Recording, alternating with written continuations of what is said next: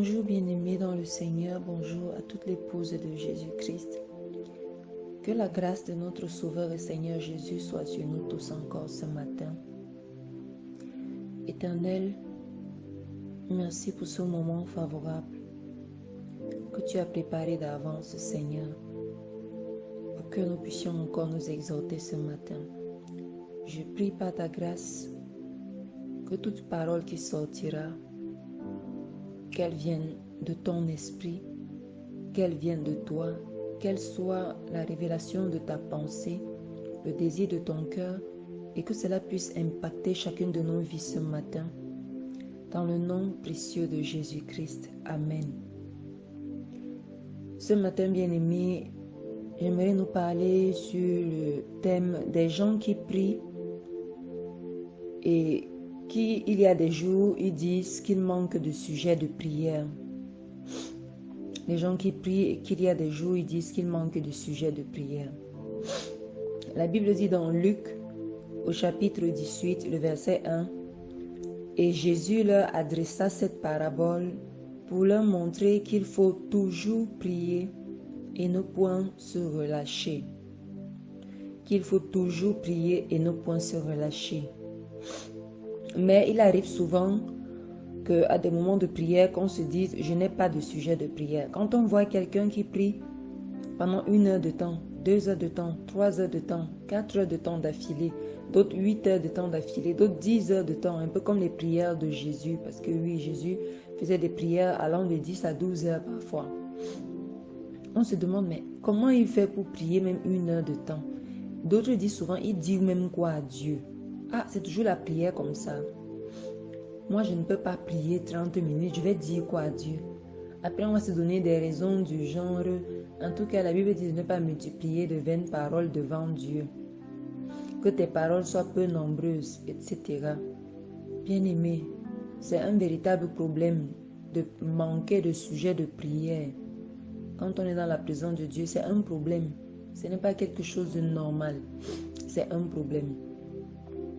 Pourquoi? Parce que la Bible dit dans Philippiens 2, au chapitre 4, que chacun de nous,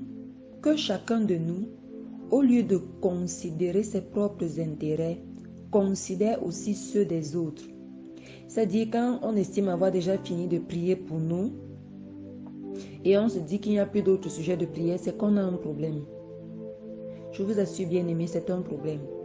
Si ce n'est pas le Saint-Esprit qui te met stop, parce qu'il veut peut-être que tu gardes le silence dans la présence de Dieu et que tu restes là à écouter ce que Dieu a à te dire.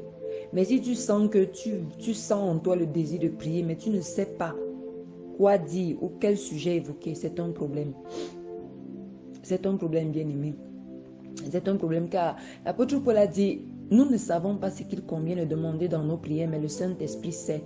Si nous sommes connectés au Saint-Esprit, nous verrons que les sujets ne manquent pas. Les sujets de prière ne manquent pas lorsque nous sommes dans la présence de Dieu. Pourquoi je le dis? Parce que quoi? Que faisons-nous pendant que les gens meurent, pendant que d'autres meurent? Qui prie pour eux? Pendant que d'autres souffrent, pendant que d'autres veulent se suicider, pendant que les autres sont malades, pour qui est-ce que nous prions? Prions-nous seulement pour notre vie personnelle, pour notre famille directe et celle qui est éloignée alors, les qui prient pour eux? Pour nos maris, pour nos femmes, pour nos enfants, pour les frères que nous connaissons et qui prient pour ceux que nous ne connaissons pas. Combien de fois avons-nous cessé de prier pour quelqu'un juste parce qu'on trouve ou on se dit que cette personne est trop dure à changer? C'est nous qui changeons ou c'est Dieu qui change? Combien de fois pensons-nous aux familles victimes, par exemple du Nord ou du Nord-Ouest et Sud-Ouest? Est-ce que nous prions pour ceux qui sont là-bas et qui ne connaissent pas Jésus? Est-ce que nous prions pour les meurtriers là? Pour ceux qui tuent, pour ceux qui égorgent, pour ceux qui éventrent? Oui, pour ceux qui violent, pour ceux qui brûlent tout, pour ceux qui massacrent, pour ceux qui pillent. Est-ce que nous prions pour eux? Prions-nous vraiment pour eux? Et qu'en est-il de nos frères en Christ qui risquent leur vie là-bas, dans ces zones de guerre? Qui ont perdu des familles, emplois et biens? Qui nous a établis pour juger de pour qui prier et pour qui n'est pas prié? Non, vraiment, tous ces brigands-là, ces gens qui tuent. Non. Si ce n'est pas le Saint-Esprit qui t'a dit pour telle personne, ne prie pas. Tu ne peux pas décider de pour qui tu pries, de pour qui tu ne pries pas. C'est impossible. Pourquoi? Parce que la Bible dit que le désir du cœur de Dieu, c'est que tous les hommes soient sauvés. Et comme tu ne sais pas qui sera sauvé, qui ne sera pas posé, ton devoir est de prier pour tous les hommes.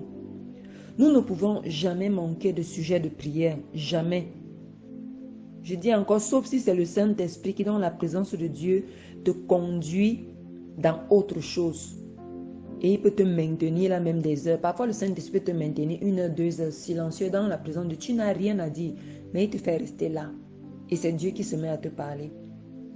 Mais si ce n'est pas le cas, si tu as dit, ok, voici les sujets de prière que je voudrais élever, tes sujets sont finis, mais tu sens encore le désir de prier, et puis tu dis, ah, moi je n'ai plus de sujet de prière, donc ma prière s'arrête là. Si par exemple tu t'es dit, ok, j'ai 1 heure de temps de prière, et puis après les 1 heure de temps, avant les 1 heure de temps, tu te rends compte que okay, tu avais déjà évoqué tous tes sujets, et tu as déjà reçu la paix dans ton esprit, quant au sujet que tu évoquais, et tu dis, je n'ai plus de sujet de prière. C'est un problème bien aimé. Nous ne devons pas manquer de sujets de prière. Parfois, ce n'est pas le Saint-Esprit qui va te dire, prie pour ça, ça, ça, ça. Non. C'est comme Philippiens dit, tous en effet, dans Philippiens 2, le verset 21, tous en effet cherchent leurs propres intérêts et non ceux de Christ. Il dit, tous cherchent leurs propres intérêts et non ceux de Jésus-Christ. Ça veut dire que c'est à nous de chercher aussi les intérêts des autres. C'est pourquoi il a dit d'abord dans Philippiens 2, 4 que chacun de nous, au lieu de considérer ses propres intérêts, considère aussi ceux des autres. Bien-aimés, nous ne pouvons pas manquer de sujets de prière. Nous ne pouvons jamais manquer de sujets de prière. Mais est-ce que nous avons fini de prier même pour les serviteurs de Dieu? Des serviteurs de Dieu qui ont bien commencé avec Dieu et qui sont en train de s'égarer. Combien avons-nous ramené dans nos prières? L'un des ministères les plus puissants et le plus secret, c'est celui d'intercession. Au point où la Bible parle de Jésus-Christ, nous disons qu'il intercède pour nous auprès du Père. On dit que Jésus-Christ intercède pour nous auprès du Père, bien-aimé. Et nous là, nous allons manquer de tel genre de sujet de prière. Ce que toi et moi nous sommes aujourd'hui, il y a des gens qui ont intercédé parfois des siècles avant notre existence. Nous sommes le fruit des prières des millions et des milliers de chrétiens avant nous. Alors ne pense même pas que la prière que tu fais aujourd'hui et que tu vois changer les choses, tu es le seul forcément à avoir prié. Car il y a beaucoup dans ta ville, dans ton pays ou ailleurs qui élevaient la voix sans te connaître, ni connaître ton sujet pour lequel tu pries. Et qui, par là, ont contribué à ce que tu vives l'exaucement de certaines de tes prières aujourd'hui. Dieu fait ainsi afin que personne ne s'enorgueillisse et que personne ne se glorifie. Tout le monde veut jouer le rôle visible. Celui qui est sur le terrain, visible, de l'action devant les hommes. Mais personne ne veut le terrain invisible. Notre pasteur nous avait raconté le témoignage d'un serviteur de Dieu. Quand il venait pour rendre ministère, vraiment, il y avait la manifestation, la puissance de Dieu, les prodiges, les miracles, les signes. Bien aimé, à une période de sa vie, il se rend compte que c'est en train de baisser. Les miracles diminuent, les signes, les manifestations de la présence de Dieu, les preuves de la résurrection de Jésus commencent à diminuer. De moins en moins de signes, de moins en moins de miracles, de moins en moins de prodiges. Il est entré dans la présence de Dieu, il est entré dans sa chambre, il s'est enfermé, il a demandé à Dieu, qu'est-ce qui ne va pas? Qu'est-ce qui ne va pas? Pourquoi je n'arrive plus? Pourquoi ceci ne se manifeste plus? Pourquoi tu ne m'accompagnes plus dans les cultes comme avant pour guérir les gens, pour faire? Alors le Seigneur lui ouvre les yeux, le Seigneur lui montre une vieille femme. Il lui montre une femme qui est dans son assemblée. Elle s'assoit toujours au fond de la salle, dans un coin de la salle. Il lui dit que c'est à cause de cette femme. Il dit, Seigneur, comment est-ce possible? Comment ça? Je ne comprends pas. Elle a fait quoi? Il lui dit, cette femme, c'est elle qui intercède pour ton ministère. Mais depuis un temps, cette femme a des problèmes. Et tu ne t'es même pas aperçu qu'elle ne vient pas à l'église depuis un moment. C'est là qu'il sursaute. Il dit, effectivement. Il dit, oui, tu ne t'es même pas aperçu. Or, actuellement, elle a des problèmes. Elle n'arrive même pas à manger. Elle a des problèmes pour avoir une maison. Elle a des problèmes pour ceci, pour ceci. Bien aimé. Le pasteur l'a dit que le lendemain, il s'est levé, il est parti chez la maman là. Il est arrivé. Maman, c'est comment? C'est comment? Elle a dit, ah, pasteur, vous êtes venu me voir. Oui, oui, oui, vraiment, j'ai vraiment remarqué que vous n'êtes pas là depuis un moment, vous ne venez pas. Elle a commencé à lui expliquer les mêmes problèmes que le Seigneur lui avait révélés dans la prière. Vous savez ce que le pasteur a fait? Il ne lui a pas dit que le Seigneur m'a parlé de toi. Le Seigneur m'a dit non. Il a dit, maman, tu as besoin de quoi? Il a sorti son argent. Donné, maman, si c'est la maison, hein, va gérer comme ça là. Tes affaires de champ, va faire comme ça. Ça là, va faire comme ça. Voici l'argent, mange. Mais pourvu que tu ne manques pas les réunions d'église, que tu puisses venir à l'église, que rien ne t'empêche de prier, parce que la maman disait qu'elle était déjà même fatiguée, découragée par tous les problèmes à la fois. Le pasteur dit non, non, non, tout ce dont tu as besoin, fais-moi part de ça, mais toi, garde ta vie de prière, garde. Il n'a pas évoqué son sujet. Dieu lui avait même défendu d'en parler à la maman. Quand il a fait ça, la maman a béni le Seigneur, elle était contente vraiment. Merci pasteur, que Dieu te bénisse. Dès que cette femme a repris sa vie d'intercession pour le ministère, paf, les signes et les prodiges ont recommencé dans le ministère de ce pasteur. Bien-aimé, c'est pour montrer quoi? Parfois, ce n'est pas seulement nous. Il y a des personnes qui ont le fardeau pour nos ministères, pour nos vies, que nous ne connaissons pas. Il a même eu la grâce que Dieu lui révèle. Et cette femme n'a jamais cherché à faire savoir au pasteur qu'elle intercède pour son ministère. Jamais elle ne l'a fait. Bien-aimé, combien de fois prions-nous pour les gens?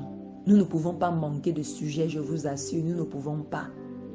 Il y a des frères qui s'égarent, nous devons prier pour eux.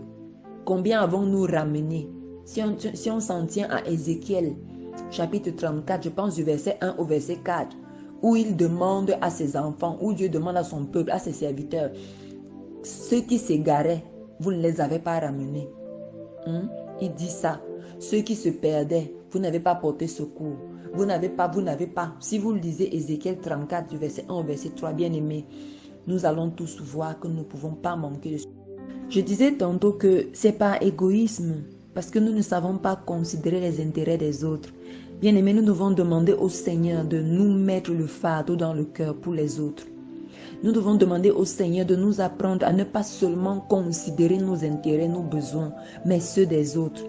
Nous devons même être capables à des moments d'entrer dans sa présence, pas pour nous, mais pour les autres, pour des personnes que nous ne connaissons pas.